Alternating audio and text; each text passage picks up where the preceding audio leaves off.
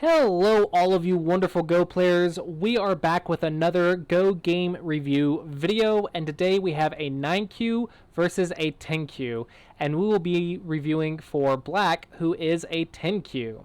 So let's go ahead and get started. Alright, so when your opponent does this, if your opponent just immediately approaches your corner, go ahead and take the open corner. I think it's fine. Responding like this isn't bad, of course, but I much prefer taking the open corner. It'll just give you more points starting out, so it just makes the game a little bit more in your favor, especially in the 9Q versus 10Q where there's no Comey. This is actually pretty much more in Black's favor. With that being said, it does create a little bit more complications, which may be more comfortable for your opponent, but I think as long as you have strong basics, having the point lead at the start will make the game easier for you. So two space is perfectly fine, but I recommend, my personal preference is if they connect solidly, play a one space, and if they play a tiger's mouth, then I play a two space. The difference is with the tiger's mouth, this peep actually does help the shape and allow your opponent to tanuki.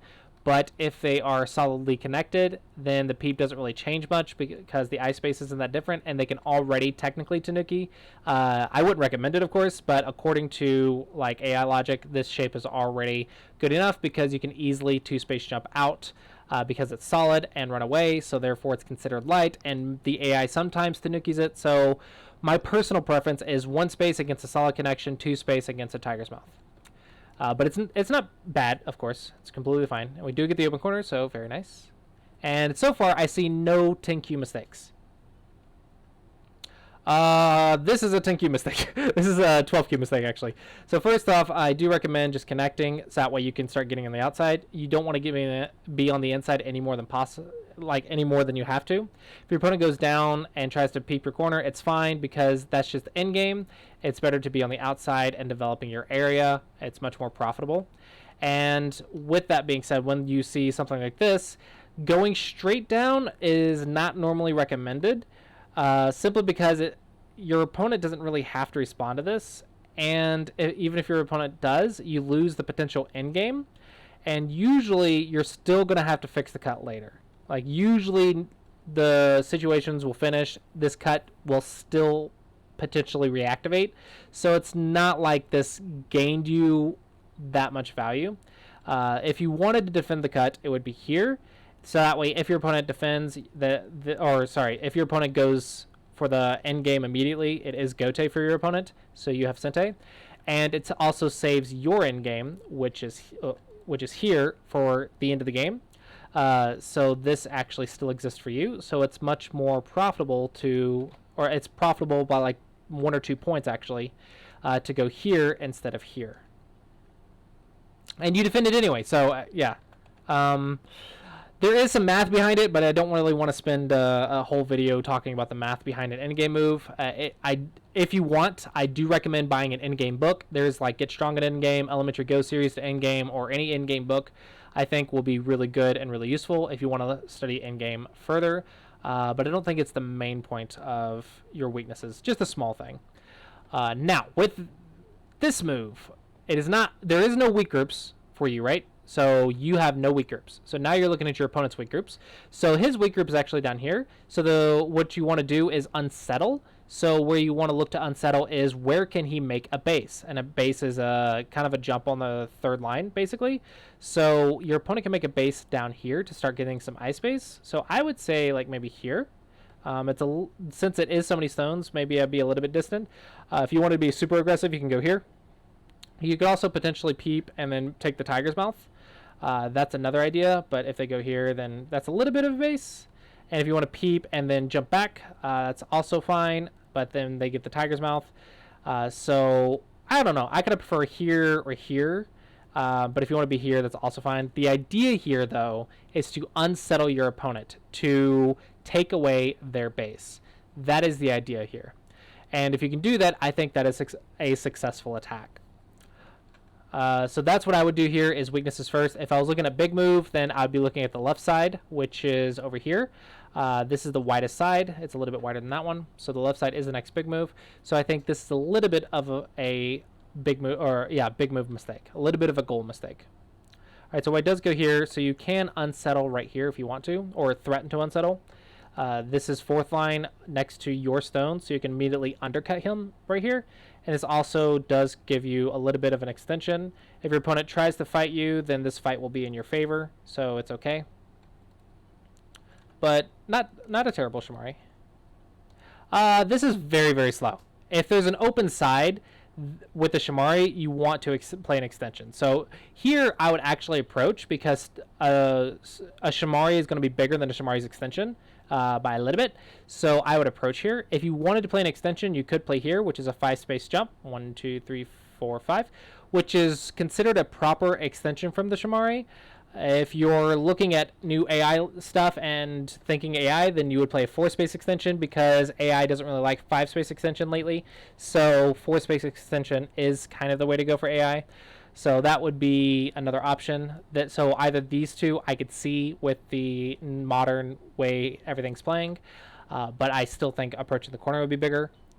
With that being said, I think this is way too slow. This is too close to thickness and too... it's too safe. It's too safe. Your position is stronger that you can go a little bit faster. Okay, invasion, possible. Let's see how you handle this, actually. So the next big move is the largest framework, which I think is the top side. So you can either reduce or invade. I think a reduction is also fine. You could also reduce from this side, which is the line of the influence. And this can potentially build your left side, which gives you the largest framework. So I think a reduction would be easier to play, but this is not impossible. With that being said, let's see how you handle it. So we have a weak group and we're starting to get surrounded. So the first thing we want to consider is, can we make a base? And that is no. So the second thing we consider is run away. So this is not a base, because second line is pretty much emergency eye space. So it's step 3, where we're already surrounded and we have to expand eye space and then play a vital point and just get 2 eyes, basically make life. Before we do that, it's a little bit more effective to simply run away.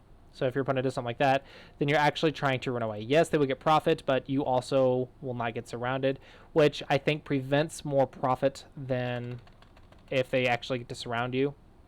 So for example, let's say you do something like this and they just surround you, and you do something like this and just make life, right?